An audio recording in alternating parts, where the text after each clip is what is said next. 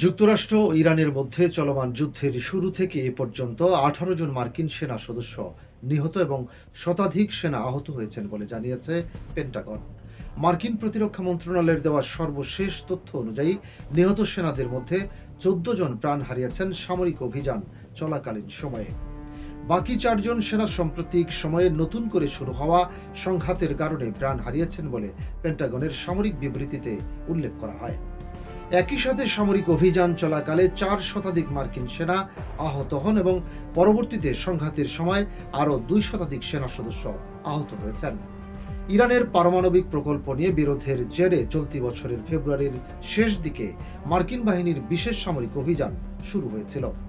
টানা প্রায় ৪০ দিন সামরিক লড়াই চলায় সাময়িক বিরতি ঘোষিত হলেও পরবর্তীতে সেই চুক্তি ভেঙে দুই দেশ আবারও যুদ্ধে জড়িয়ে পড়ে। পরবর্তী সময়ে পররাষ্ট্র মন্ত্রণালয় এই নির্দিষ্ট অভিযানের সমাপ্তি টানলেও ইরানের প্রধান বন্দরগুলোতে নৌ অবরোধ অব্যাহত রেখেছিল মার্কিন বাহিনী। অন্যদিকে যুদ্ধের শুরু থেকেই কৌশলগত হরমুজ প্রণালীতে সকল বিদেশি জাহাজ চলাচলের উপর কঠোর নিষেধাজ্ঞা ও কড়াকড়ি বহাল রেখেছিল ইরান। এমত অবস্থায় দুই দেশের কূটনৈতিক অচলাবস্থা কাটাতে মধ্যস্থতাকারী হিসেবে এগিয়ে আসে পাকিস্তান এবং একটি সমঝোতা স্মারক চুক্তি স্বাক্ষরিত হয়। ইসলামাবাদে স্বাক্ষরিত সেই চুক্তির অন্যতম প্রধান শর্ত ছিল পরবর্তী ২ মাস ওয়াশিংটন ও তেহরান একে অপরের উপর হামলা বন্ধ রাখবে। তবে উপসাগরীয় অঞ্চলের একটি তেলের ট্যাঙ্কারে ইরানের ড্রোন হামলার ঘটনায় চুক্তি ভেঙে নতুন করে সামরিক সংঘাত ছড়িয়ে পড়ে। সংঘাত আবার মাথাচাড়া দিয়ে উঠলে টানা প্রায় ২ সপ্তাহ জুড়ে উভয় দেশ একে অপরের সামরিক স্থাপনা লক্ষ্য করে ধ্বংসাত্মক হামলা চালায়।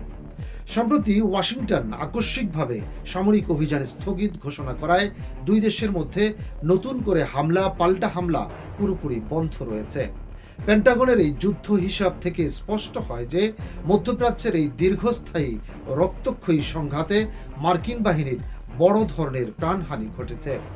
বর্তমানে সাময়িক যুদ্ধবিরতি বজায় থাকলেও ভবিষ্যৎ কূটনৈতিক সম্পর্কের সমীকরণ ও স্থায়ী শান্তির বিষয়টি এখনও পুরোপুরি অনিশ্চিত রয়ে গেছে।